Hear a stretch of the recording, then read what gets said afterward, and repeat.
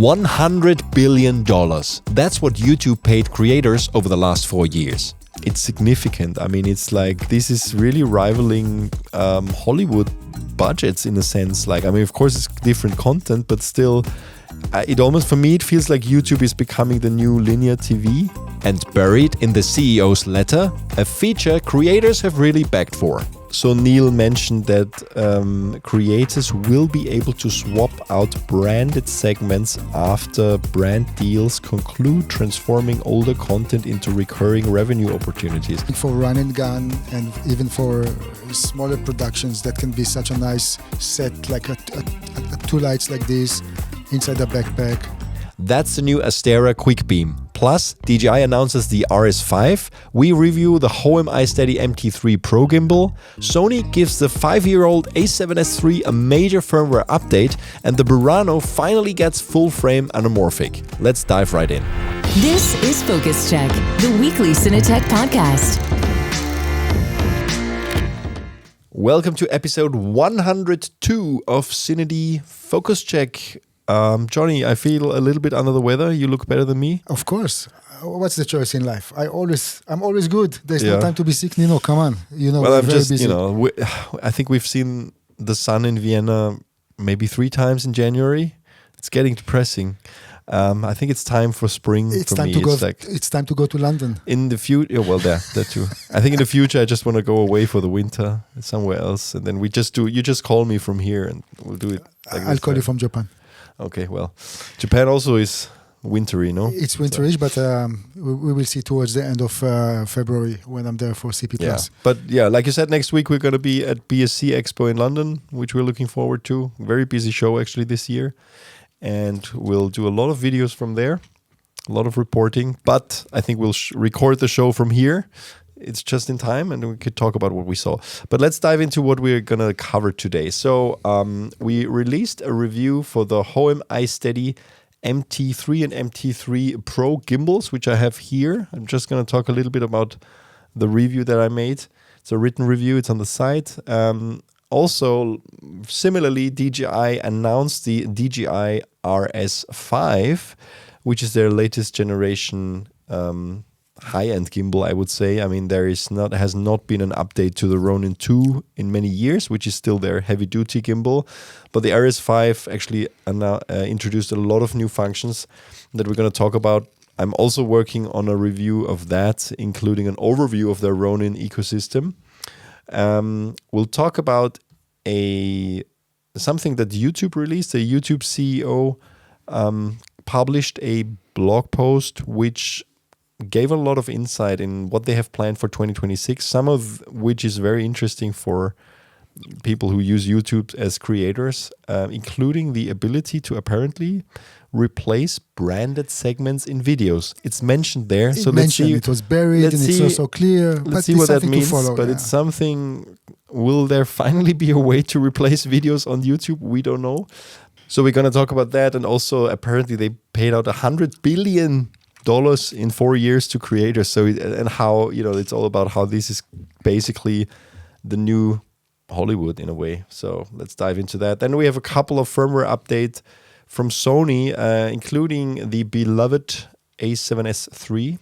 I would say almost forgotten, but obviously after 5 years... I still use it a lot. I love this camera, and it's amazing that they still support it and give it a major firmware update with really some major improvements. We'll talk about that. Also, the firmware updates they announced for the VENICE 2, BURANO FR7, which are going to be shown at BSC Expo as well, and I guess that's what our Sony interview will be about. And there's some significant updates, I have to say, for these cameras, especially the BURANO, which we'll talk about. Also, the Sony VENICE 2 extension system Mini is now finally shipping. I think when was this? Over a year ago. I was in London at Pinewood Studios when they revealed it.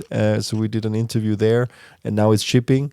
Then we'll move on to Astera, who just announced new lights in their Quick series called the QuikBeam, ultra compact Fresnel with multiple powering options. We'll talk about new NANLITE lights, the COB lights with 750 watts, the FC720B, the bicolor version, and the 720C full color version.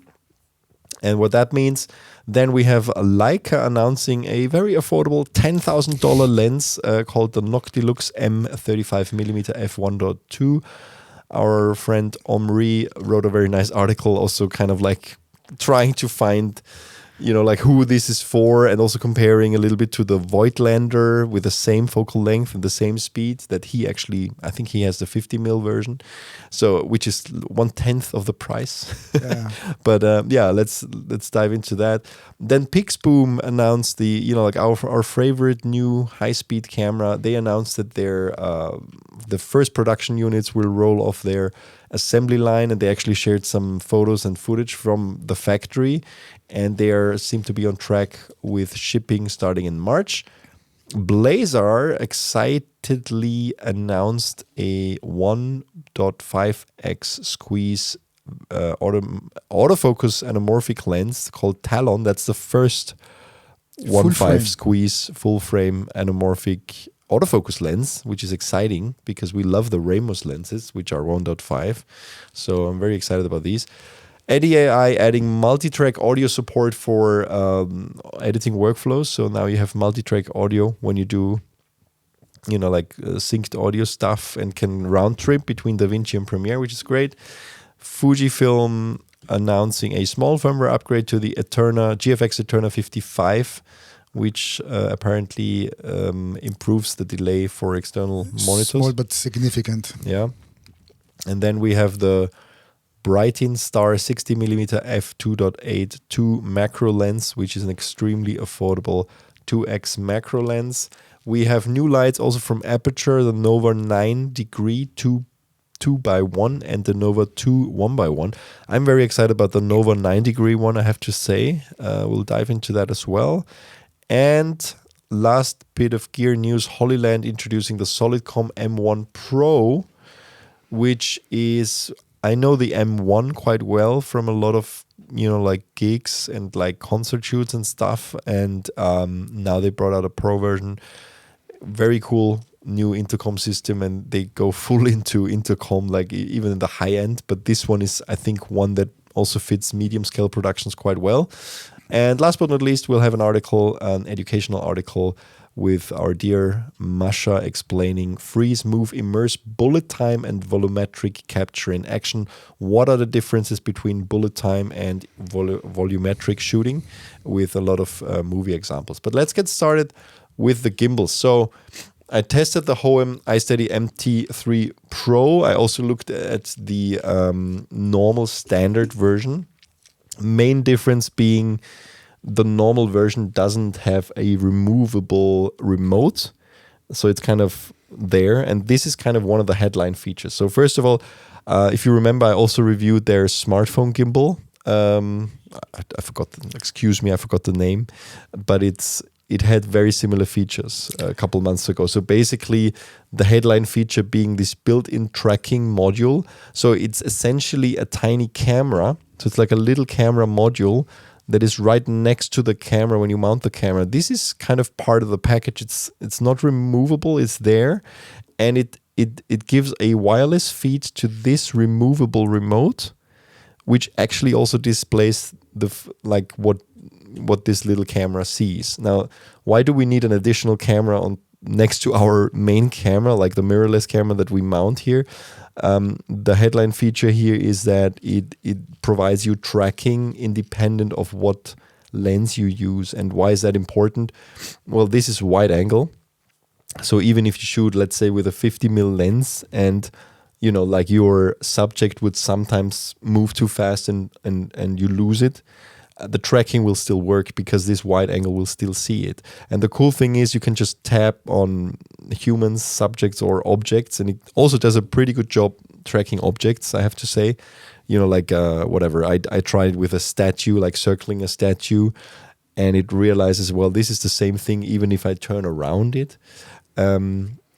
It keeps it in shot, basically. So I literally was just walking around, and then would just turn the camera automatically where I frame it. So it looks like Hohem is really specializing in this type of equipment. They're really finding ways to make it more unique.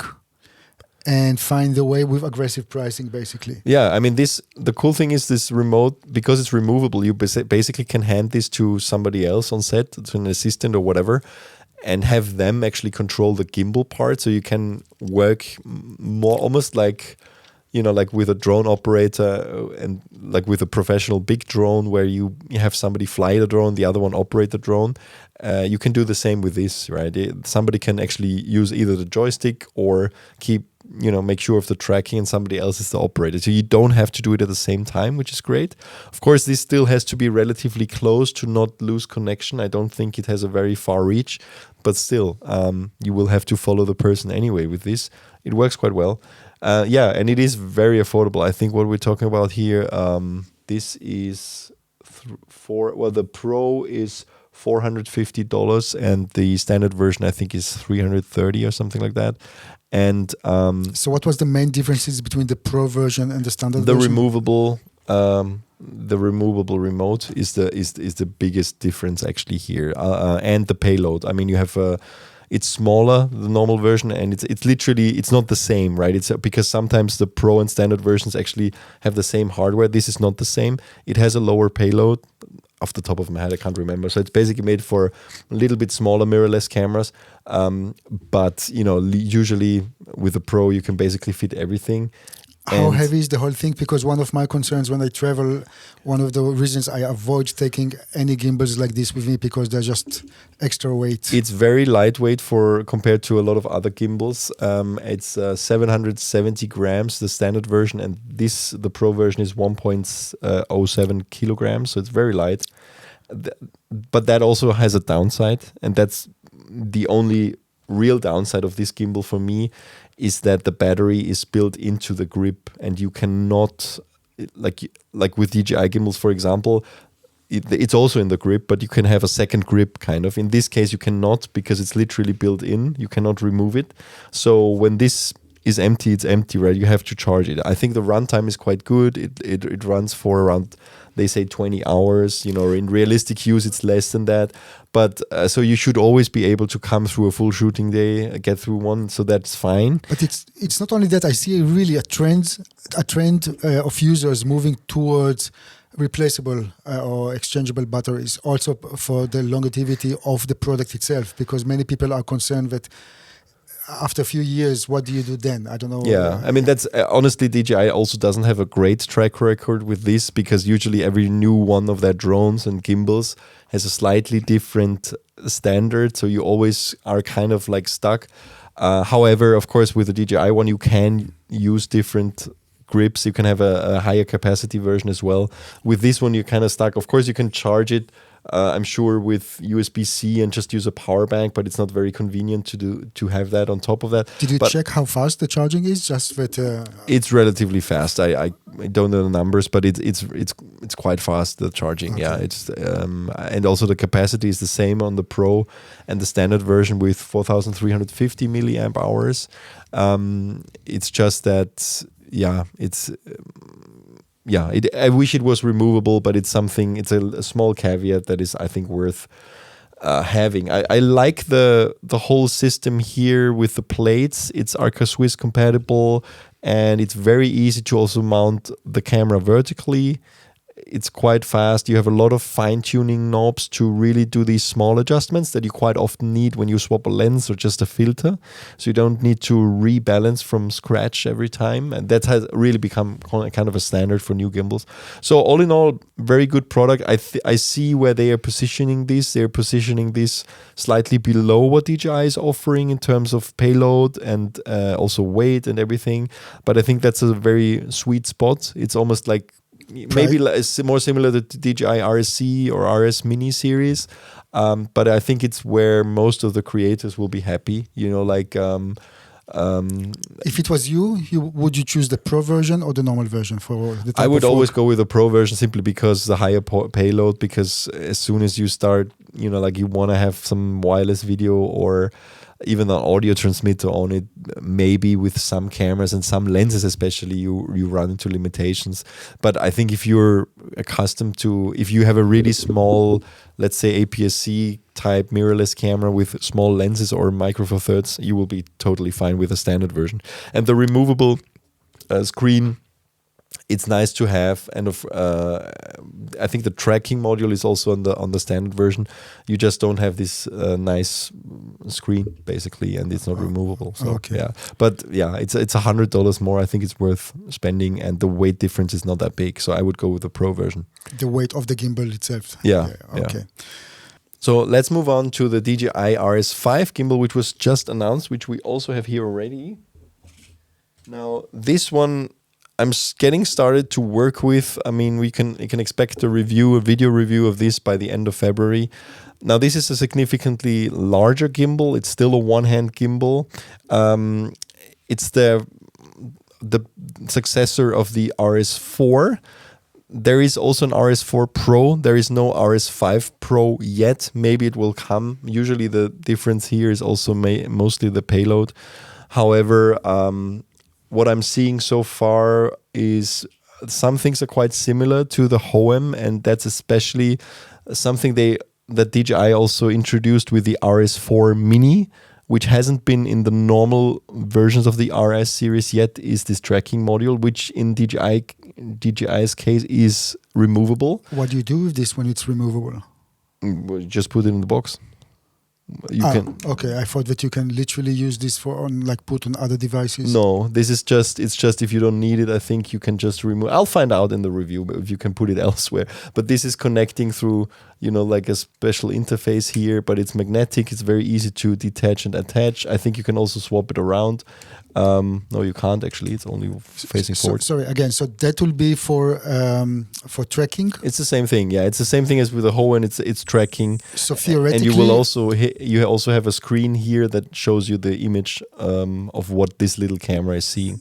So this type of thing is currently working only with this gimbal, or it can be attached to other DJI? I think it's only for this gimbal. I mean, there is a similar or almost the same thing for the RS4 Mini, but this is the first time that they put it in the normal series, and it's also for motion tracking, so you can track objects, subjects, whatever is in front of your gimbal, and it will move the gimbal accordingly. Now, what's also new with this gimbal, they say there's a lot better stability now, which is interesting. So the motors seem to be like 50% more stronger, like more accurate. And that's, like a fifth generation stabilization algorithm. Let's see what that means. Also added a little part to the screen which gives you direct feedback on your vertical movement, because as we know on those 3-axis gimbals, what's missing is the 4th axis that only the Ronin 4D, of course, kind of gets rid of, which is the up and down movement when you walk. So if you're not used to working with a gimbal, that's the typical kind of thing you will see on gimbal moves, is like these slow up and down movements, because that's literally what a normal gimbal cannot stabilize. But this gimbal has something innovative, which is a little indicator that shows you how far off are you. So you can try to, when you're walking, it kind of gives you guidance on how to walk, so it actually won't show up in your footage, because it's very hard to judge this as you're shooting, of course. You will only see this afterwards. Now, what's also nice, they added an additional briefcase handle, which is somewhere here in the back, which is a separate handle that we've seen this before, but now for the first time it's electronic. So you will actually have the gimbal controls and a joystick on that handle, which is extremely useful for low angle shots. I mean, this is something I'm every time I use a gimbal, very often you have this typical shot of following somebody's feet when they're running or whatever. And it was always hard to kind of, have one hand down at the main gimbal unit to operate the joystick and then go up. And now you have this with this electronic briefcase handle. So that's kind of useful. And also that's something I really want to dive into more. They have these fine-tuning knobs, which seem to work extremely well because, as we all know, like with a Hohem, like fine-tuning, they also have some fine-tuning opportunities here, but this seems to be even finer because the smallest adjustment on your camera package usually knocks it out of balance. And in the old days, the first few generations of gimbals, it was annoying because you always needed to balance from scratch. First of all, now you have the auto locks, which I think they were also introduced already in the RS4. So it will automatically lock the gimbal when you go into standby into every one of those axes. You don't need to manually lock it. And then you can just unlock it. And let's say you swap a filter, you have those fine adjustment on each one of their axes. And the cool thing is it's, you can see that this is just a very refined mechanism. It's moving very gently. You don't need to manually push. It's literally moving when you turn this little knob. It might look like something small, but once you touch it and you use gimbals regularly, you will realize how big this is, because this can make your life a lot easier in practice when you swap lenses and filters and stuff regularly. So all in all, like a lot of refinement here. It's not a revolution in sense of gimbals, of course, but I think they made a big step forward. I think gimbals have come a long way anyway. So,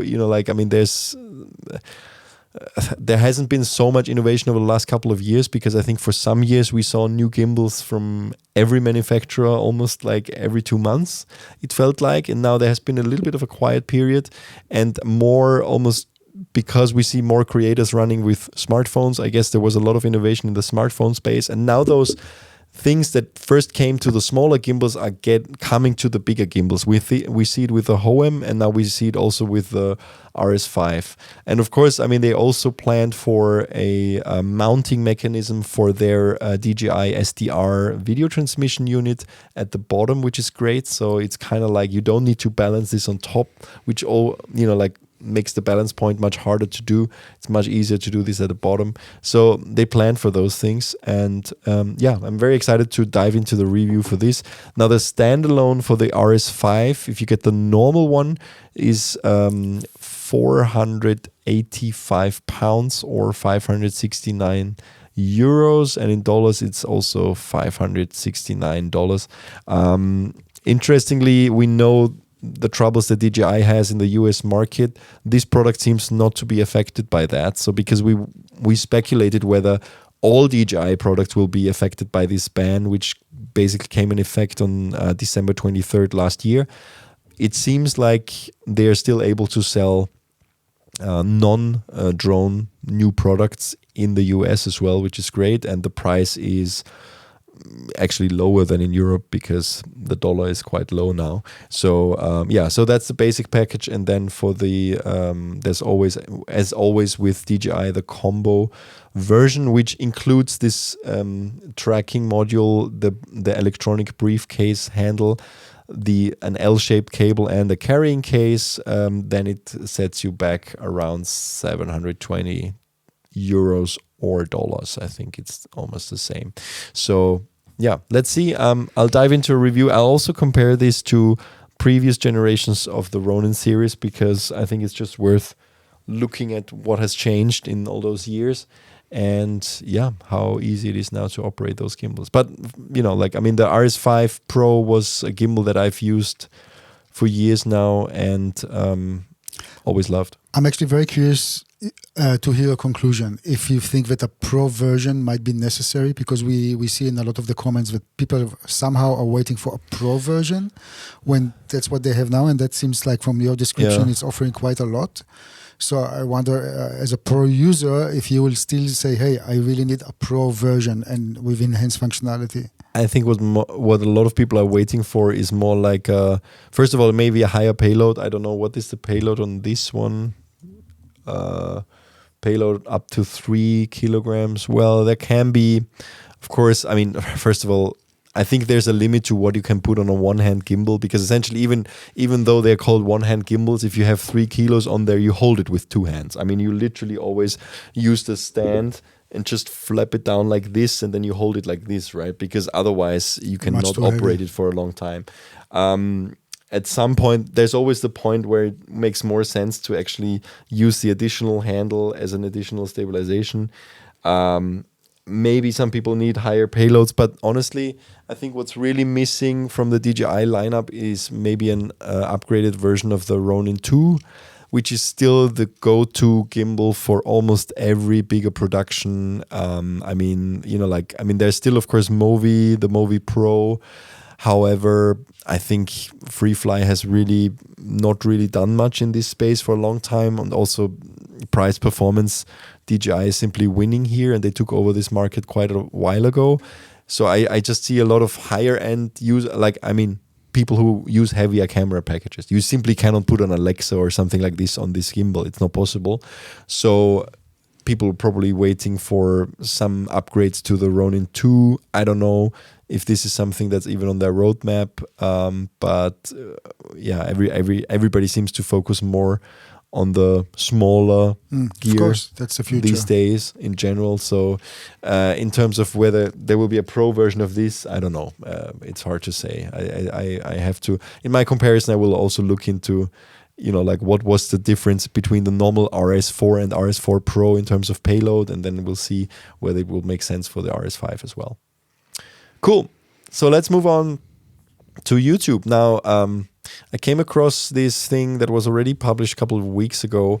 YouTube CEO, what's his name? Neil Mohan released first of all, they released a video, but also a blog post, a letter where they kind of outlined their plans for 2026. And it had some very interesting insights.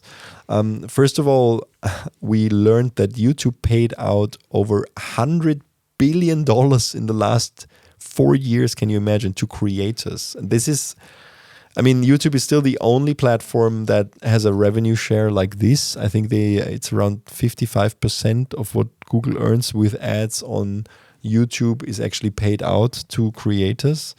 It's significant. It's like you can see that this is really rivaling Hollywood budgets in a sense. Of course, it's different content, but still, it almost, for me, it feels like YouTube is becoming the new linear TV. It's what the normal TV was, and then you have the premium cable packages, and are now the streaming services that you pay for, like Netflix and Prime and whatnot.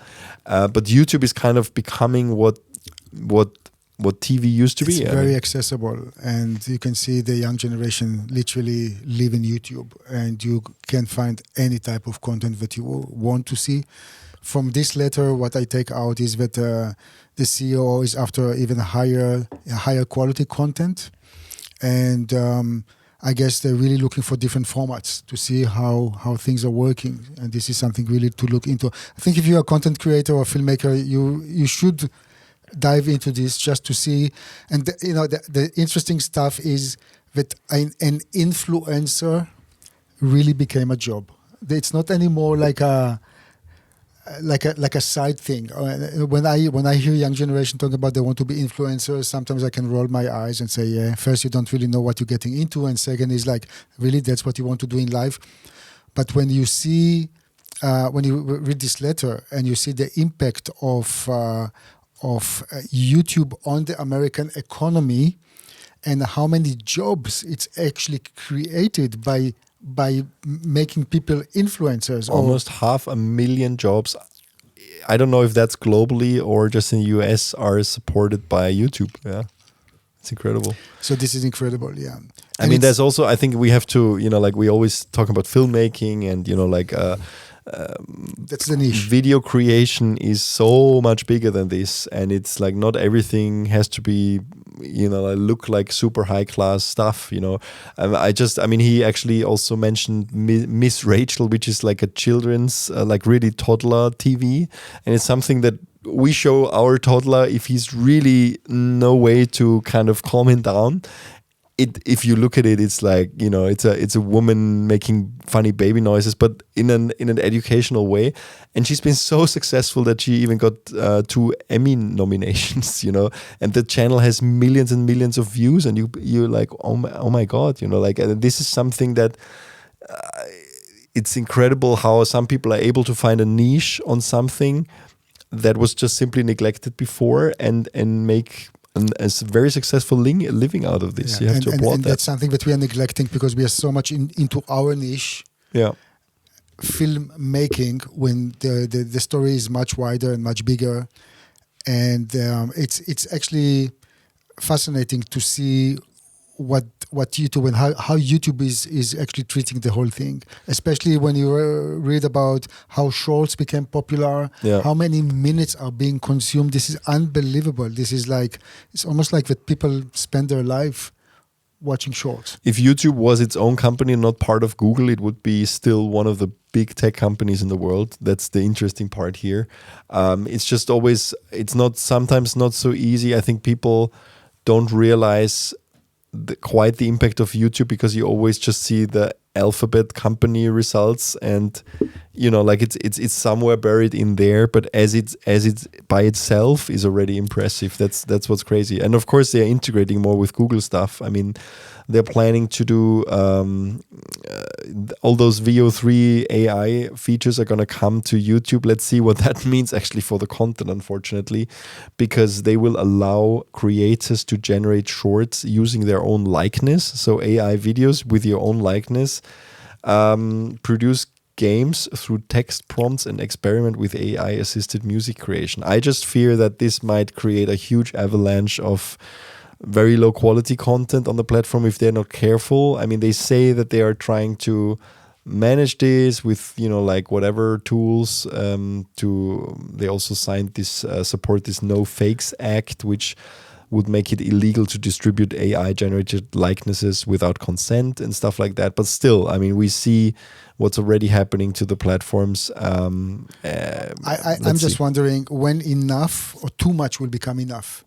Because at the end of the day, how many hours a day people have that they can watch that stuff? Or because it's like the amount of hours that you have after work and family duties leaves you what? And so then you want to see some streaming stuff and then YouTube stuff or whatever. It's like insane. And the other thing is, and that's from the business perspective. We talked about Vimeo last time. I don't want to start with the whole thing again, but if you think about it, there is no real competitor to YouTube.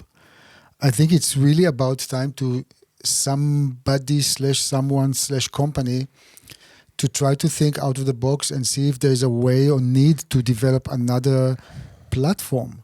Because you can't leave the whole thing. Imagine, I mean, look how much money in here, and I'm so surprised that actually nobody is picking this up. Instagram and TikTok are going to be those competitors. It's not the long form content, but still, I mean, that's only one aspect. But I'm video talking content. Well, again, that's a very it's very popular, of course. But I'm saying this is vertical and it's very different storytelling. But within what YouTube is offering, like proper content, horizontal and so on, there is no competitor, and that's actually quite surprising. Well, it's also the monetization. I mean, I think there's no other platform for creators to actually make that amount of money and be that successful. Because of course, I think Instagram and TikTok, I mean, yes, they do have some kind of smaller version of this, but I don't think you are able to, have this kind of success. I mean, on the other hand, we just heard this. What's his name? There's this TikTok, we didn't report about it, but there's this TikTok, the biggest TikToker in the world, who just sold his, like for what, 900 million or something. The one who just not talking, just mimicking stuff. Yeah, exactly. And he's and he just very successfully kind of made a deal. But I think in for just to break into this creator thing, YouTube is still the most accessible one, just to be economically successful with this kind of stuff. And there's no real, and yeah, like you said, TikTok and Instagram are only vertical, so there's no real competitor in this sense. And that's kind of, it's scary because of course it puts Google in this powerful position where they can literally do whatever they want with their creators. Like even if they decided to, like pay them less, it's not like many have an alternative to go elsewhere. But it brings me to one of the features that we always actually used to love in Vimeo, but terribly miss in YouTube. When we upload our own content, sometimes you simply need to change something. I'm very famous for making, for example, some spelling mistakes. English is not my mother tongue. And even in the credit, sometimes I would love to change the end titles and write it correctly if I missed something. In YouTube, it's not possible. Yeah, and of course, I'm just giving an example that can go all the way to, I don't know, false information or something, technical information, and so on. Yeah, you cannot replace a video. In YouTube, you Except cannot. re-uploading. Exactly. So in this letter, as Nino, you spotted something that, again, it's a bit vague. We don't really know what it means, but maybe there will be a possibility to change some parts of the content or all the content. I don't know. So Neil mentioned that creators will be able to swap out branded segments after brand deals conclude, transforming older content into recurring revenue opportunities. Chinese to me. Well, if that's, I mean, I don't know how they will identify what is actually branded content, because I mean, how do they actually determine? Because usually the way it works now, there's actually a couple ways to make money on YouTube. First of all, there's AdSense, of course, which is just Google's ads on top of your videos. That is usually for bigger creators, the small stuff, right? And then there is branded segments like we have with B&H and CVP, who are supporting our video coverage, and we have a deal with them. But this is just part of the video, so it's literally, in our case, it's the intro and the outro, which says this video is supported by, and now they will, and then there's other ways like YouTube Shopping, where you can send people to buy something, your merch or whatever. But I think most of the money people make from kind of baked in sponsorship, right? And usually it's a segment in the middle of the video, which we sometimes also had on the podcast, of course, which says this podcast is sponsored by, and then you kind of read a sponsor message. Now in the future, they want to enable people to swap that out. Now my question is, how do they define what that section even is? Because I can't see them replacing an entire video. But if they allow you to replace that, they first will need to identify what that section is. So that's very hard, right? I'm very curious how they will do it, unless they give you full control of replacing kind of every part of the video, which I'm sure they don't want to do, because that also kind of opens the door for false information. Like imagine you have a video with 3 million views on something, and then you just decide to become a political activist and replace that video with something else entirely, and it makes it look like it was very successful for something that it wasn't successful for. So let's see where this goes. But I mean, I'm happy about the fact that they will do this, because it means that your kind of back catalog of old videos will be possible to kind of splice in new sponsor messages, almost like podcasting platforms, like the audio versions of podcasting platforms allow you to do that. But yeah, interesting. Let's see how this will happen. But yeah, in general, a lot of things they have planned to roll out for 2026. It's worth diving into this letter and watch the interview. Yeah, and if you don't watch yourself, you'll have even less time for yourself, for your family, and for whatever. Like those, like it's like sucking your time, basically. Good. Let's move on to some firmware updates from Sony. First of all, the Sony a7S III gets a major firmware update, version 5. Now, yeah, like we said in the beginning, it's interesting that they still give so much love to this camera, which I think is great. It's still one of the main cameras that I use as a B cam on my shoots, because I just love it. It's essentially, the guts of it is the same as the FX3. It's the same sensor, it's the same engine, same hardware inside, minus the viewfinder. But the FX3 also being a very popular camera, and it's nice to see that this over 5-year-old camera still gets a major firmware update. Now there's a couple of exciting things here. I mean, the headline feature is some more autofocus customization features. And also vertical. But for example, the Spot XL mode, so it's basically a bigger spot focus mode for autofocus. And alongside 3 custom focus area presets. And now, like you said, it's also the shooting information display can adapt to both horizontal and vertical orientations. So it's, of course, easier to work with if, you know, like your overlays kind of also change when you use it vertically.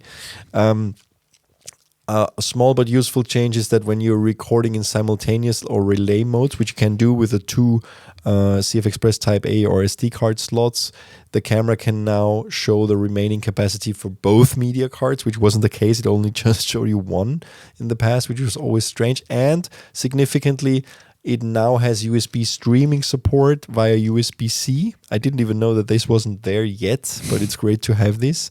And a more specialized thing is that there's support for Sony's Write Digital Signature function, which is part of the camera authenticity solution. So I think this is a separate subscription from Sony. It's their volume photography license, but essentially it means that your videos can now be tagged that they are, under this camera, like authentically shot with a camera, which is something that more and more news organizations are starting to implement in the age of AI video.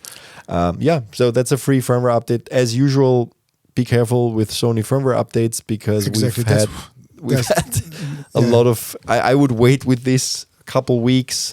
Look at forums, look at feedback from people who've tried it on our side or on Reddit forums or wherever, and just see if anybody runs into problems because people are concerned. We get a lot of messages. Is it safe to update? I mean, is Sony responding to what happened to us in the past? And we can only reply with, we are not going to update our camera until we know for sure. And we can also add that we will be at BSC next week, BSC Expo in London. We are going to see and meet the Sony people. We will have an interview with them. And of course, we will also try to find out how much they are aware of the issues. Sorry. And if yes, what's their response to the issues that some people are having. We are not forgetting about these guys. The other firmware updates we're going to talk to them about is about their professional cinema cameras. They just announced that there's going to be firmware updates for the VENICE 2, for the BURANO, and the FX6. Now, the one for the VENICE 2 is going to be the smallest one. This is going to come in February, like this month already. For the most significant upgrade here is the redesign of their EL zone system screen.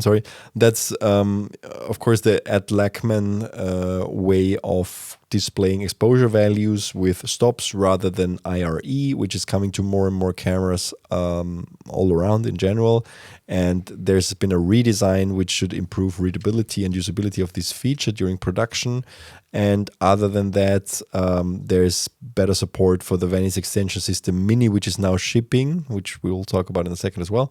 But the bigger updates and more relevant updates actually are for the BURANO. That's the version 3 of their firmware. And finally, it's giving this camera a proper full frame anamorphic mode. So now you can shoot 5.8K in 6:5 resolution, full frame, which was one of those things that a lot of people criticized when the BURANO was first announced, that there was no open gate full frame mode. And now it's there, which is great. And it really opens up shooting for 2x anamorphic lenses, and you don't need to crop from a wider frame anymore. The second mode is also addressing another little caveat that this camera had, which was referring to their high frame rate capability, and now you can shoot S35C through 3.8K 16:9 at up to 120 frames per second. So Super 35 crop with 120 frames per second in almost 4K resolution, also great to finally have in this camera. Some other stuff is relating to some live production stuff and HLG mild support. But also another camera, of course. Sorry? So do you think now, because the price for the BURANO is $25,000, with all those updates, do you think we are now coming to finally to a conclusion that the price is justified for such a camera, or in today's market it's a bit too expensive? What do you say? It's very hard to say. I mean, I think you would have to compare these two. First of all, I mean, it fared quite well in our lab tests, I think, in many ways. The Sony cameras in this Cine Alta bracket are really built as workhorses, and they always get a very long firmware support with new features, as we see now. I mean, this camera is not so old, but still. Is it justified? We'll have to compare it to solutions from Canon, I guess, and see where C400 was falling a little bit short with dynamic range. price-wise, there's now interestingly a gap. I mean, where I think they used to be, Canon always used to be more on the pricier side versus Sony, and now it's vice versa, especially in this line. Yeah. So everybody has to judge for themselves, I think. There are some features that Canon does not have that the Burano and the Venice has. However, the Burano open is gate 3 times more expensive than the EOS 400. C400, but I don't know where this C500 Mark II lies now, which is not a really kind of new camera anymore, and the C300 Mark III especially. But yeah, I mean, I don't know. It's still pricey, but I think if you want to shoot in a Sony ecosystem and you need RAW, it's still the most affordable way to get into this in camera. That's, like their codecs are very good. I don't know. It's a tough one, but of course we need a more affordable RAW shooting Sony camera. FX6, their most popular cinema line camera in this, like size. I'm not talking about the FX3, but very popular camera that I love a lot as well, is also getting a significant upgrade, the version 6. And now the biggest headline addition here is the Big 6 interface, which is basically what the Burano and the Venice already got, which is this an interface that displays 6 essential parameters in one view. That's frames per second, ISO, shutter, iris, or ND filter, look, white balance. So it's basically, lended, I would say, from ARRI originally, and Sony has been implementing this over the course of different cameras over the last few years. And also quite importantly, you can now, one thing that really annoyed me with this camera, that very often, and that's in general, sometimes Sony cameras do this, that a lot of the overlays will cover your image, and it's very hard to see what you're actually shooting unless you switch it off. So now you can have this black border thing around your image area and move this stuff out. I think that's also something that the Burano and the Venice 2 have. And most significantly, you can now shoot Blackmagic RAW externally. So this is the support that Blackmagic already announced. I think we did a video on this actually twice at IBC in 24 and then again in 25, where they already announced this feature for the FX6. Now it's coming out with this firmware update. And you will be able to use their Blackmagic, what do they call it? Video Assist. Such a weird name for a video recorder. But their Video Assist monitor recorders can be used to record Blackmagic RAW from this camera in the future. This update should come out in March, so next month already. And then there's another update for the FR7, which is their PTZ full frame camera, which is adding OpenTrack I/O. Now, we're not really into virtual productions, but everybody says that's amazing because that's an open standard for virtual production, and it kind of makes it much more compatible with other hardware in this field, and it will mean that you do not need to do I think calibration for the lenses and that all the time. So it's basically providing that. And the one camera that does not get an upgrade as usual, but I just have to, because of my buyer's remorse, the camera I'm looking at, my beautiful Sony FX9, which is end of life for Sony. Yeah, time to move on, Nino. That's why it's here in the studio. And it's retiring. It's retiring. It's used quite a lot, I have to say, but I think it has a retiring mode. No, Sony has this retiring button that the camera will end up in a studio. It's a great camera for what it is, but that's what it is. Good. There's a couple more things for other stuff, but that's the most significant thing. But that brings us to the Sony Venice 2 extension system mini that you personally, I remember it was 1.5 years ago when you were invited to the UK to have a first-hand kind of to touch a bit and play with it. And I remember you saying, hey, why don't they make this a proper camera? Like what is really needed? And we remember so many were excited because they thought that's an actual standalone camera. So I think it was our Instagram reel that had literally 3 million views or something, because people saw this and they were like, oh my God, a tiny full frame Sony camera. Yeah. So first of all, just please, maybe you can describe what is this extension system Mini is. Yeah, it's the second generation of their what used to be called the Rialto system. A lot of people also call it Rialto Mini 2, but it's called VENICE Extension System Mini 2. It's much smaller than the original Rialto system, and it is specifically for the VENICE 2. So it removes the whole sensor block from the VENICE 2, and there's a cable, there's a thick cable that you get all the image data from this small unit, which has its own VENICE 2 8.6K sensor inside. So it is the same sensor as the VENICE itself has, in a separate body, but all the recording and all the control happens still through the existing VENICE 2 body. So that has to move through the cables. And theoretically, if there was a way to do a much smaller recorder, even in a more simplified way, and not have all the beautiful functions of the VENICE 2, that could be part of a camera. Actually, it's like it looks very nice. It's a pity. Even the recording. That's the ND filter is built in. From what I remember. You have no recording built in. There is fixed NDs that you can move in and out. Like a tray thing. It's like a tray thing. Yeah. It's very small. It's nice. It's 25,000 euros in addition to what the VENICE 2 costs. So it is, it's very niche.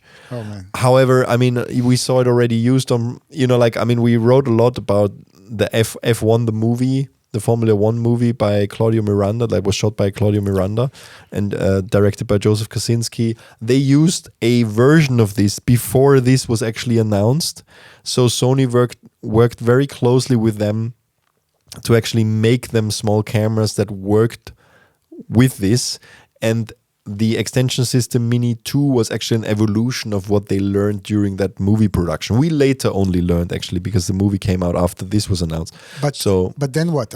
You can use this small thing in a racing car, but you still need the recording part. Yeah, you can detach the recording part and put it somewhere else. They would have, Claudio Miranda said somewhere that he wished he had that for the Top Gun Maverick movie, because for that they actually needed to use the Rialto system still, which is significantly larger. And of course, there's even more space confinements in those, F-16 or F-18 jets that they used.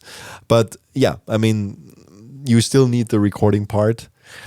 What I don't understand, and that's what I also asked Sony in this interview, why are they not selling the VENICE 2 with this minus the original VENICE sensor? What I mean is, you can now only buy the VENICE 2 with its the standard configuration, with of course different configurations, but basically you get a VENICE 2 with a sensor, like a normal camera, right? And then you can buy this separately, which has the same sensor in this removable unit. Why don't they sell the VENICE 2 without its sensor bundled with this?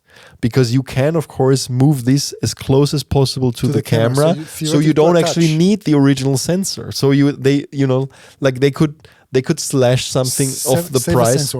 Yeah, save it. It's like it's treated as an add-on to what they have, but it's not. You know what I mean? It's like it's a bit strange. I clearly know what you mean, and I think it's. I really wonder if it's a technical limitation or it's just a matter of it's not a business plan, because at the end it's really, imagine you could slide this whole thing into the front of a VENICE 2, which is the recording model, and done. So all they need is a shorter cable. They just need a shorter. He told me, they need a cable which is like this long, and the cable that's there is quite long actually. But of course, if you have an optional shorter cable, you could do that. Or no cable at all, as long as you have the right connectors. Well, that's not there, but the way it is now, you would have to use a cable, but it could be very short. That's the one thing I don't understand. But it's, Sony has really managed to carve out a niche for themselves with this in high-end productions, because I see a lot of productions using VENICE 2 instead of Alexas when they actually need a small package to move into spaces where you can't get to. Because, of course, ARRI cameras have also in general gotten smaller, but they're still the full camera thing. So if you do any kind of production where and there's of course it just gives you a lot of flexibility. So it's a smart move. Yeah.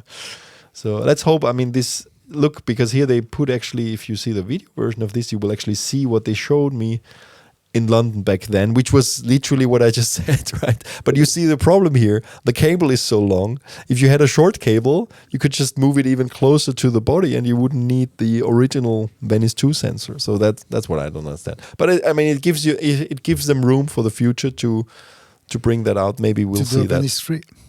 No, but just a VENICE 2 version with, like, I don't know. Which will be the VENICE 3. I don't know. No, I don't think there will be an upgrade to this camera anytime soon. It's doing quite well. I think a lot of people use it. So yeah. All right, let's move on to Astera. They introduced the QuikBeam. Yeah. So let me just find this our article here, and the QuikBeam is part of a family of quick whatever you like. Like there's a quick punch and the quick spot and so on. But the QuikBeam, which I personally, that's really my favorite, is an ultra compact Fresnel with multiple powering options. If you look at the video, you will see that this thing is simply, it's very nicely made. It has, first of all, it's an equivalent of 200 watts tungsten. And you have, because it's a Fresnel type, from 13 to 60 degrees light beam or zoom. It's waterproof, IP65, and it's wireless control. That's two things. And then the main thing here, the main selling features are the replaceable battery. Actually, there are different ways to power the light, but the replaceable battery, this is something that I like. There are two kits. One that will come with a 4-way to like a charger for 4 batteries, or if you don't want to buy this one, you can literally purchase the backpack, which is maybe suitable for people like us. Then you have a 2-kit lights, and you can literally charge those batteries with USB-C. Lovely. We should review this. It's amazing. It actually it looks amazing, and what I like also is the type of lenses that you can put in the front. One of those lenses is a rotatable elliptical filter, so you can really kind of curve the light that you want, like how you want your stripe or whatever. Of course, you can put barn doors and so on. There are different ways to play with filters in front of the actual light. And I think they really did very well here. So it looks very nice. It looks very portable, extremely portable, lightweight, or should I summarize and say just compact? And there's so many usage test cases for this light. And I think there's always been, for me, the hardest thing is always to find small Fresnels, right? I still run with these Came TV Fresnels from 8-9 years ago, which are okay, but they have some issues, and just as a kicker light for interviews, and there's just a real lack of those in the market. And if you can run those with batteries built in, it's amazing. Yeah, I mean, but I couldn't get. I still have to ask Astera for how long the light will run on a single battery. I don't have this information. This is something to check. But I think for run and gun, and even for smaller productions, that can be such a nice set, like a 2 lights like this inside a backpack. And I think it's a well thought through product in terms of connectivity, powering, output, and usability. Nice. We will also conduct an interview during the BSC Expo with the Astera people, and whatever information that is currently missing for us, including the pricing, for example. Yeah, and let's say the availability, we will get this information, and it's all going to be in the interview that we're going to make next week. Nice. Looking forward. Good. Let's move on to NANLITE. They introduced 2 new CUB lights, 720B and 720C. That's always the B in NANLITE products is for bicolor, and the C is for full color, so RGB. And those are 750 watt lights. Yeah, it's part of a growing family, the FC family. The ones that actually lighting us here. That's right. And they start in terms of watt as low as 60, and they go all the way now for the 750 watt. As you said, as you mentioned, they will come in 2 flavors. The B color is a simple. I'm saying simple, yeah, but from 3,200 all the way to from 2,700 all the way to 6,500 Kelvin, and of course you have all the control that you need, and it's literally a light that was made to imitate sun, let's say. So if you're working on some productions, you need the light to be outside of your room, shine through the window and so on. I think it might be strong enough to get the effect that you want. And for the C version, which is the full color spotlight, we are talking between 2,400 Kelvin to 12,000 Kelvin. The lux difference is actually not that big. For the B version, you have 12,690 lux at 3 meters and 11,400 for the C version at 3 meters. So that's actually quite close. Yeah. It's quite close. And also the weight of this fixture is about 4.5 kilos, if I'm not mistaken. And when it comes to pricing, again, the B color starts at $649 and the full color one is $749. So again, we will have an opportunity to talk about this light at the BSC Expo and learn a bit more.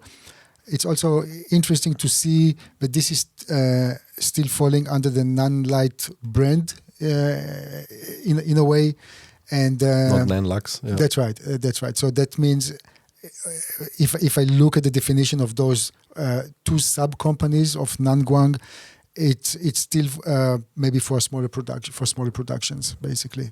Yeah. Good. Let's actually already talk about the Aputure lights, because we're already talking about lights. Now, Aputure announced the Nova 9-degree 2x1 and the Nova 2 1x1. I think it's quite exciting to see panel lights that offer hard light. I love them. One of the lights that I love to use is still the Lupo. I forgot what the product is called, but it's basically a 1x1 with lenses in front, which is narrowing the beam. So it's very punchy 1x1. So it's not, I wouldn't define it as a purely hard light, but it's for a panel light, it's very hard. And it gives you the chance to actually, even if you're shooting in the sun, you can run those with batteries and you get a very concentrated beam of light. You can really shoot against the sun. Like you can shoot an interview against the sun easily with this if you put a softbox on it, and becomes very useful, of course, being able to power them with batteries as opposed to an HMI. Yeah, just not to confuse people. Lupo is a different company. Lupo is a Italian company who makes light. I don't think there's a Lupo in the Aputure. No, I mean the company. Yeah. But I'm just saying that that was the first time. I think they were one of the first ones to actually put those lenses in front of lights. And now we have this with the Nova 9-degree 2x1.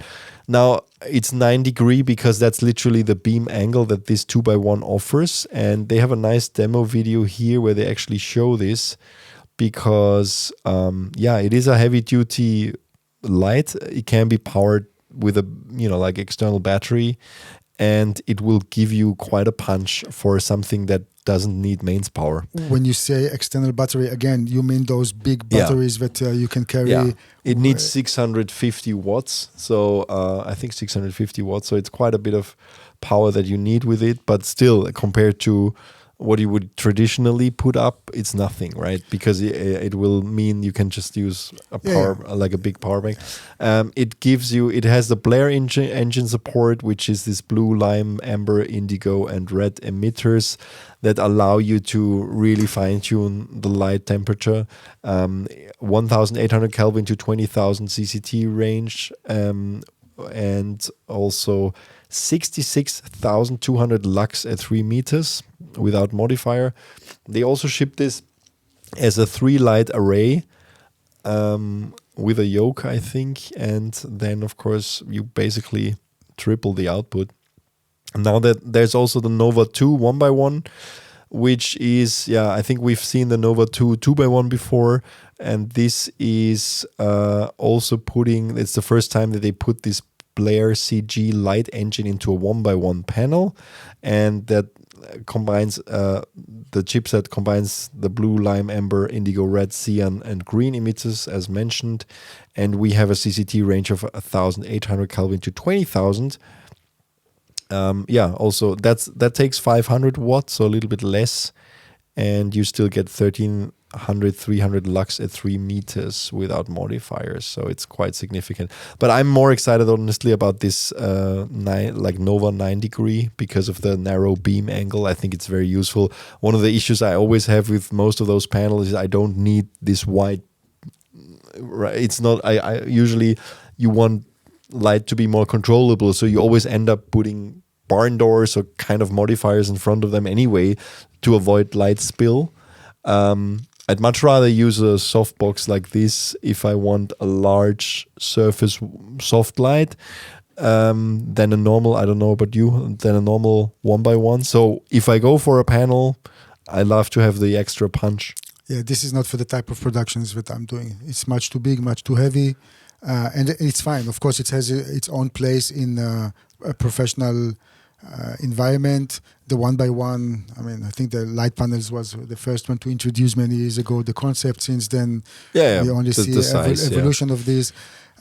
It's sometimes you just need this to brighten up a room altogether. And I think then when the wider beam is effective. Yeah, of course, yeah. So, but I think this just makes it more usable without modifiers even. Now the Nova 9-degree 2x1 just one light sets you back $3,700, and the Nova 2 1x1 $1,900, and then of course there's different kits and stuff. Good. Let's move on to the Leica Noctilux-M 35mm f1.2. So in our lens section, we're starting with the most expensive one. Yes. Okay, well, let me I mean, maybe, Nino, you want to start? First of all, it's a very nice article that Omri, our colleague, wrote, because it's a combination of the actual details, the product details, but also a bit of an opinion piece. Yeah. Nino, let's start with the price. How much would you pay for a 35mm lens? $10,000 for sure. So yeah, it's really targeted at those Leica enthusiasts that have very deep pockets and where money is not that big of an issue.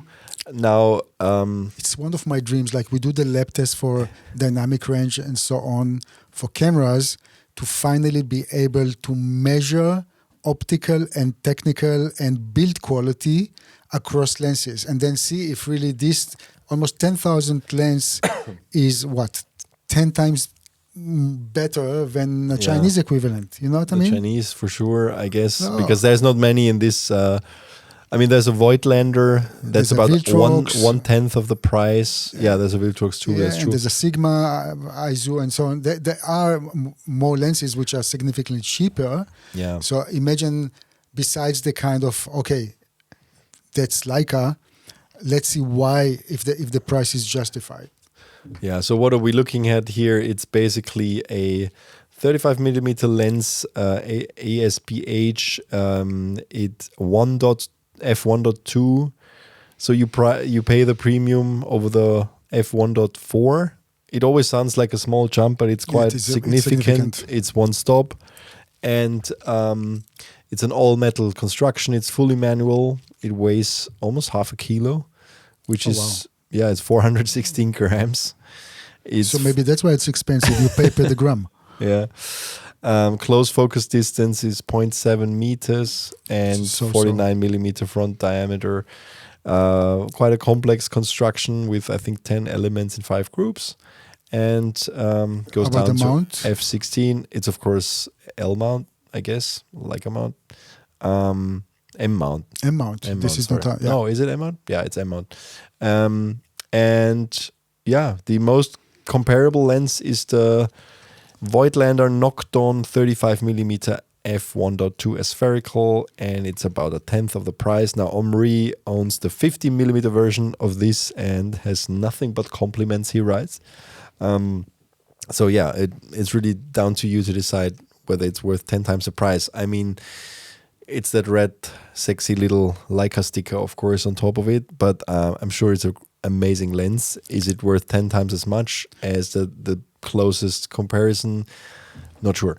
There is, like you mentioned, Sigma 35 f1.2 DG-DN2 Art, which Sigma makes great lenses, but they're very clinical, straight look. So we will not have these romanticized images that you usually get with Leica lenses. And you also mentioned a Viltrox, I think that's there as well. Which one is that? The the 35mm f1.2 Lab Z, yeah. Which is $900. Of course, it looks much less sexy and more industrial. But I have to say, when you watch one of those Leica videos, like this product video, which is really like a little mini documentary about this photographer using it, you want it. It's like amazing photos, of course, amazingly talented photographer, very nice little film. And they know how to sell and how to make very sexy camera products. They know how to sell, they know how to make money, and we just have to always define between what we want and what we need. Yeah, okay. I want this. I don't need this. No, you don't need this for sure. All right, let's move on to, let's just go to Pixboom for a second. Yeah, so Pixboom Spark is the first, maybe I would say the first affordable high-speed camera. We met with the people from that company, from these Chinese companies at NAB 2025. It was also nominated by us as like the show award for innovation. Very friendly people. Well, it won it actually. Sorry? It won the award. It won one of those. And I'm actually quite happy to see that they have like a 1 minute video or 2 minutes video from the behind the scenes from the mini factory tour. So they had a Kickstarter campaign, and I'm very careful with the wording. I don't want to say a successful one because it really depends on expectations. Yeah, they had 455 people backing up the actual campaign that brought them how many millions? Like $3.5 million. But they continued to sell the camera right after, actually, for I think 10,000 on the website, and now you get it for the retail price. I think so. I'm sure they sold a lot more. I hope so too for them, because again, it's a very in so many ways it's really a capable camera. It has a global shutter. It's a Super 35, and it's a niche. It is a niche. Meaning that you can shoot up to 4K. What is this, like 1,000 frames per second, basically, and the images that camera is producing is very nice. I mean, you can also tune to our own first review. You made a review of the camera, but also our colleague, Gunther, took it to India, literally a pre-production model. And I think we were all very happy with the results. It's very convincing. Well, the thing is also, there's not really much comparison. I mean, you have the Phantom Flex 4K, which is a camera from 2013. And the biggest issue with those high-speed cameras is basically light sensitivity, because you need so much light when you shoot at such high frame rates. And this camera, because of the back illuminated sensor, you can see that you need significantly less light than with the Phantom Flex. You still need a lot of light, but it makes a huge difference, especially if you shoot in, you cannot shoot low light, but if you shoot in a studio, you will have to throw half the amount of light at something compared to the Phantom Flex. And this is like, if you're not accustomed to shooting high-speed cameras, it means like literally pouring as much light as possible at something to get an exposure. And this makes it so much easier compared to the Phantom Flex. I mean, it's a different story if you shoot out and about and do nature films, because sunlight, of course, is always bright enough. But as soon as you move into the shade, or, like sunset, or in the studio, you will have a problem with the Phantom Flex much quicker, even though, of course, it still delivers amazing images. But we're looking at a camera here that costs, I think, a fifth or a sixth of the price of a Phantom Flex, or even less. So, but all in all, it also, of course, has this. I mean, the buffer is quite big. They call it endless, and so there is no buffer. Yeah, you can literally just record straight to the SSD, which is also something good that you mentioned it, that you cannot do on the Phantom Flex. Like you pay for the RAM, and if you have the small, I think 512 gigabyte RAM package, you literally can shoot for a couple seconds until the camera needs to start saving to the SSD, and that's not the case here. You can fill up that SSD 1 terabyte, which is what, 20 something minutes in 4K 1000 frames. Yeah. But the reason that we are of course mentioning it, because finally there are now the camera is on the assembly line, and they're gonna roll out first of all, I think like 20 cameras just to see, make sure that everything is working well, and then they will start shipping on mid-March. And of course, we wish them well. I personally, I still have this little dream, because in so many ways this camera is very capable and the images are very nice. Maybe I'm talking about the long run. They will be able actually to shift the focus and also give us the ability. I mean, you can already record in normal frame rate, and of course that's not the main thing, because there is no like recording audio and so on, and the vent is very, very loud. But maybe with some configuration in the future, the clever people at this company will be able to give us the ability to extend the usability of this camera. And then, of course, it will not be a niche camera anymore. I mean, it's very clever to start with high frame rate recording, but if that camera can do much more, it can already shoot 24 and 25p. It's just a matter of like you know, and you have a global shutter already. If you were able, like maybe the production firmware will actually have, you know, like if you shoot only 24p or whatever, theoretically you don't need this cooling, because it's not going to generate as much heat. So maybe it can just be limited so you don't actually hear it. And then, of course, what it's missing is the audio input. Yeah. But you're right. I mean, it would be an added benefit to also be able to record normal frame rate stuff and not even bring a second camera to set. Because there's so many nice things, including the bayonet that is kind of exchangeable and so on. I mean, you can really dive into our previous articles and see why that camera makes so much sense. I also have to say that I was a bit surprised to see that I was sure that many more people will back up this project, but we always have to remember that it's really a niche. It's a small niche. It's a very small niche, but I'm sure that more and more productions and more like users will realize the benefit of using such a camera, especially when you need high frame rates. And this always looks so engaging, so sexy, and so nice in so many ways. I mean, life in slow motion, and that's a proper slow motion.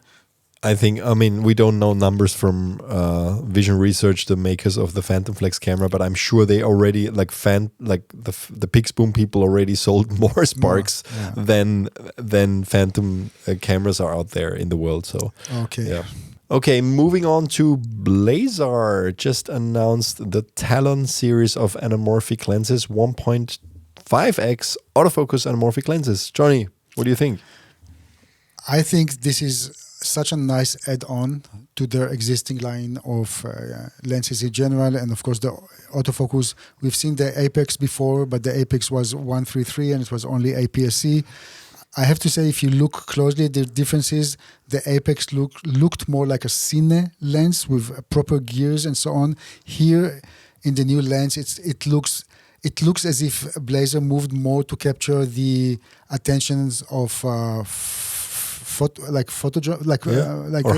hybrid or whatever. It looks like a photo lens. Absolutely. If you look at it, it really looks like a photo lens, and it's cool. I mean, you were talking about this before, that actually anamorphic shooting is something that is completely alien to a lot of photographers still. Yeah. But it's such a field where they could still be very innovative in a way that not many photographers are actually doing this. That's right. So this lens brings it a step closer, like for a hybrid video and photo. I think the main, we've seen Sirui, which is I think the biggest competitor in this segment in general, for autofocus lenses. The big difference between the companies the big difference is that Sirui is using what we call pin. Let me demonstrate with my both hands, like pin cushion distortion. And when it comes to Blazar, they're using burl distortion. I personally like better the burl distortion look. Yeah. So I think I'm very curious to see how this lens will do when it comes to the distortion itself. Also, they say that they tried to kind of optically design the camera. It's a 1.5x, but they try to give the feeling of 1.8. And we know it also from Blazar in the past. The Apex 1.3, they try to give 1.5 look and feel, and here they want to try to give 1.8. I love the look of the Remus, which are 1.5, and these are also 1.5. So I have nothing but high expectations for this. I mean, they only really released one short clip, this is a still from that, and it looks great. Yeah. I know that many people are asking why that lens was released only in Sony E-mount. So, guys, maybe you're not so much aware of the complexity of, I don't want to say the manufacturing lenses with different mounts. That's actually not so difficult. I think it's more a matter of licensing. So if you ask me, I think Blazar is kind of looking into they don't want any troubles. They don't want troubles with Leica. They don't want trouble with any other mount manufacturers or the owners of the mount itself. It can be with Sony, they reach whatever certain agreement and they're allowed to produce in E-mount. Especially when we have autofocus capabilities, right? Because that's where... Yeah, that you can't really... you can do reverse engineering, but then you're really infringing some patents, and I guess that's not what you want. So if you were wondering why there is no L-mount version of this lens, I can only guess that that's because of that. They're simply aware that they don't want to steal proprietary technology from any other company. And of course, the usual question: RF mount for full frame. It's still lacking. Other things that I like about this lens is the front filter diameter. It's 77, which means it doesn't make it awkward in any ways. You can really work with variable NDs. You don't have to put mud boxes or anything that will make it even bigger. And maybe one of the biggest advantages of this specific lens is the minimum focus distance, because when you're shooting with anamorphic, you're always struggling with minimum focus distance, and then you have to either put what is it? For the 35, first of all, there will be three lenses in this family: 35, 50, and 75. So far, we've seen only the 50. That's the first lens that they are bringing to the market. The 35 will have 37 millimeter, the 50 will have 65 millimeter, and the 75 will have 73 millimeter. So you can see, at least with the 35, it's quite good. Yeah. And when it comes to pricing, again, very affordable, $999 for the lens at B&H, or 877 euros in CVP. And if you decide to buy the lens or pre-order the lens directly from Blazar, they will even give you an additional $100 off. Okay. So this is something just to take into account. I guess they try to drive people into the website, and maybe at the end everybody's a winner here. Cool. Yeah. Will you try to test them? I will try to. Maybe I'll try to test them, because I think again, they sound quite amazing. Yeah. Absolutely, it looks. I think with some. Depending on, of course, on the let's say if you're shooting open gate or 16:9, because in some scenarios it just might be too wide when you shoot 1.5x, but with some open gate, it can work quite good, and it's very nice for sure. I don't even know if we have anamorphic D-squeeze for 1.5 in most Sony cameras. That's kind of the standard. I can't remember by heart, but the 1.6 was a bit of the exception, and that's the one. But Sony was. I mean, they introduced a couple things with firmware updates on most cameras. Sure, but I would expect them not to use 1.6, but 133, 1.5. I think on the alpha cameras you still don't have any of this. It's only the FX3 and FX9, FX6, of course. Okay, let's move on to Eddy AI, adding multi-track audio support for professional editing workflows. So this is, do you want to mention it? Yeah, so Eddy AI is kind of an editor assistant. It's not supposed to replace you when you're editing. The main idea is that you throw the footage to it, or let's say kind of upload, and then you choose the task that you want.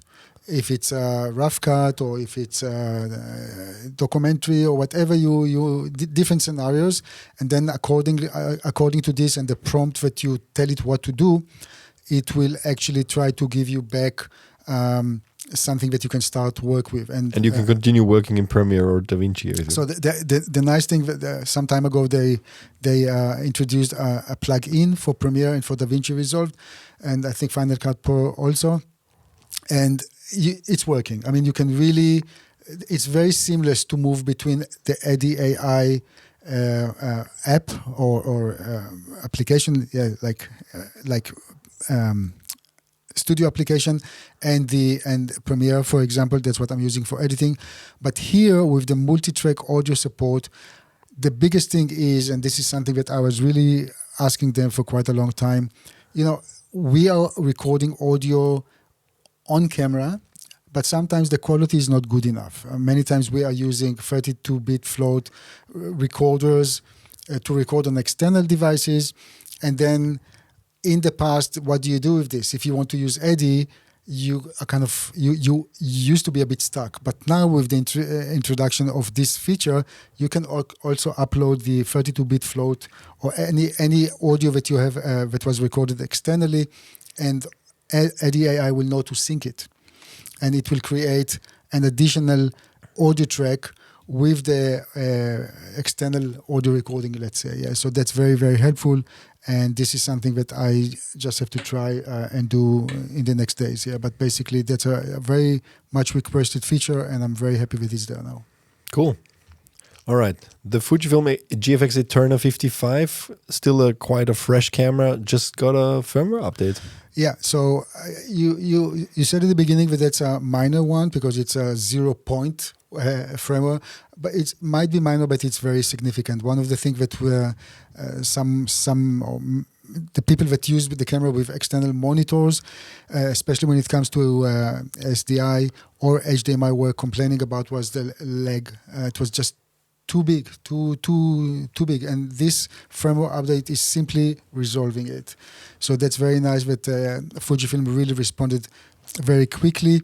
This latency reduction will take effect when using 4K 16:9, 4K 17:9, Full HD 16:9, and Full HD 17:9, and when you record 25 or 24 frames per second.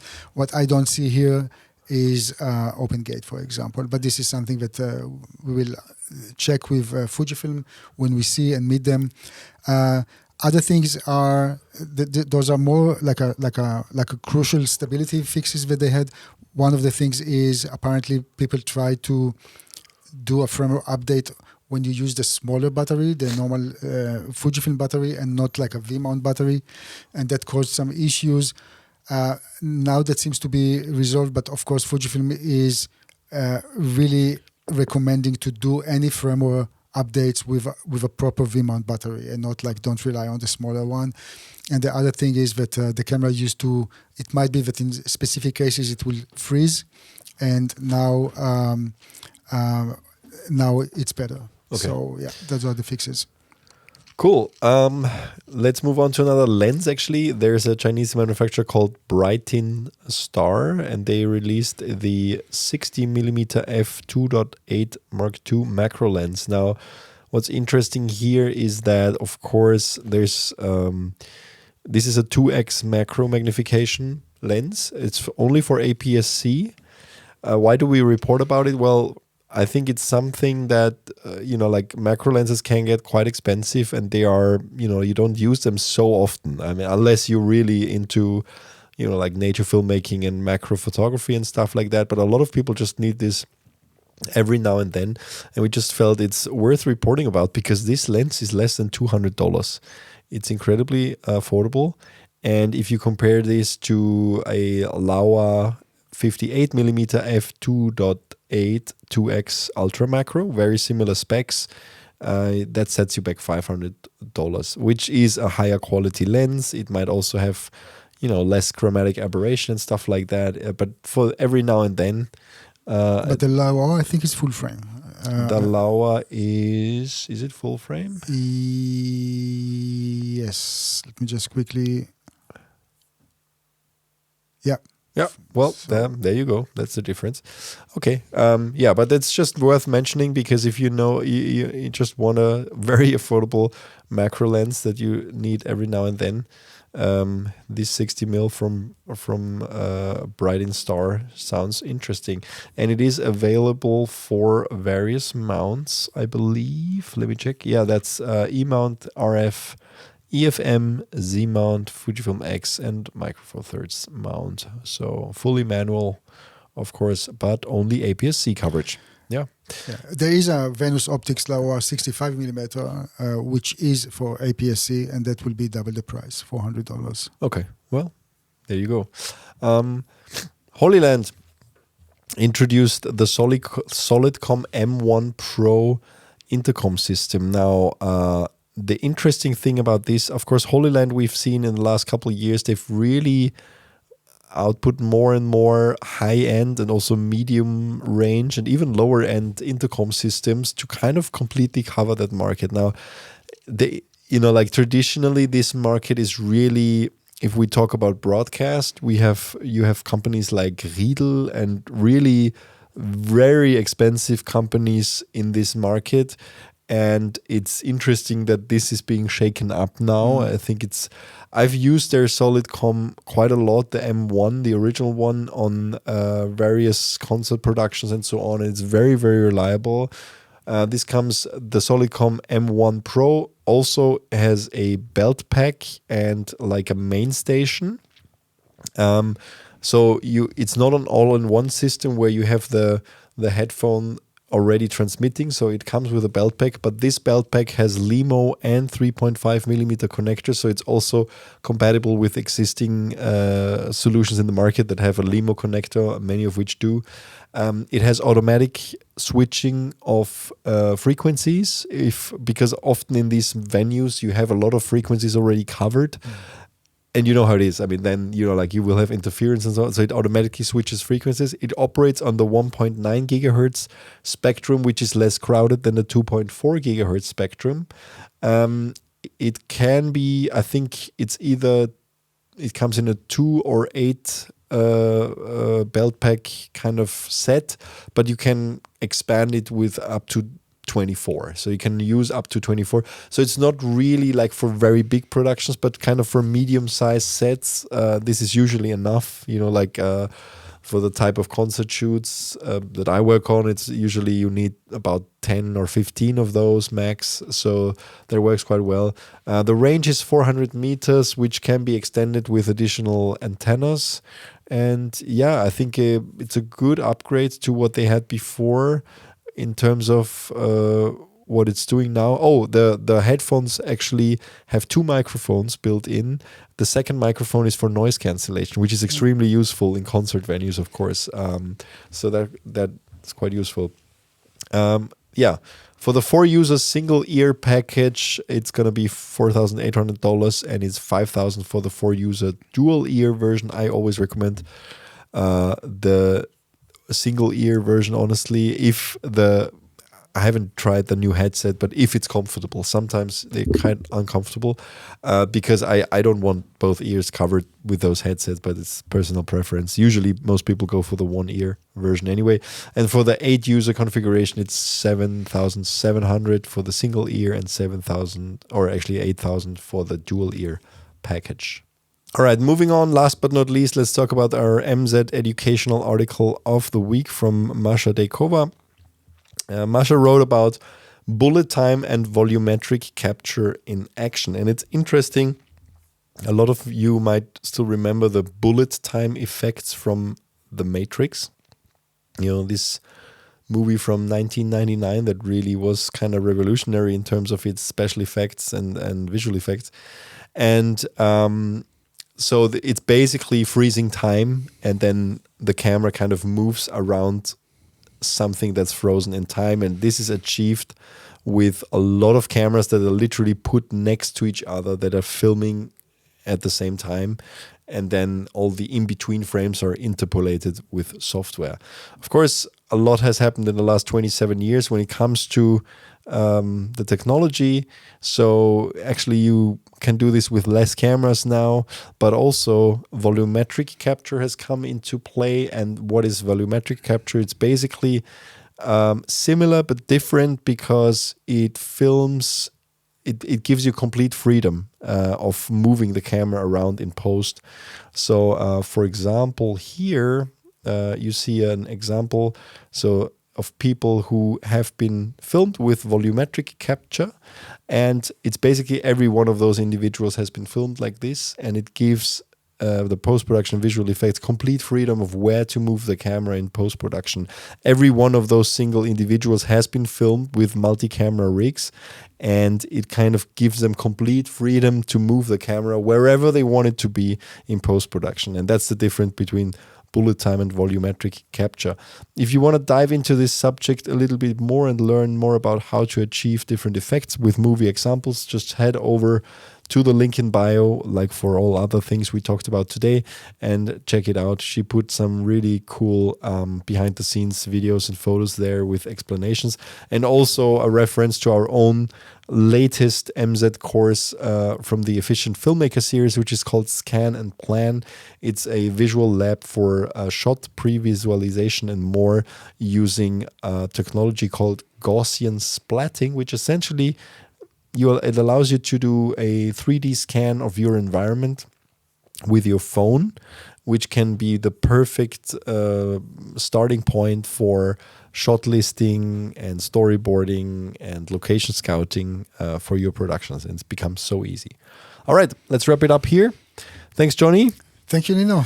See you next week. Hopefully a little bit healthier on my side. And don't forget to subscribe on your favorite podcasting platform, Apple Podcasts, Spotify. Leave us a comment also on YouTube if you want, or on the article. Send us an email at podcast@cineady.com if you have any questions or requests. And see you on the next one. Bye.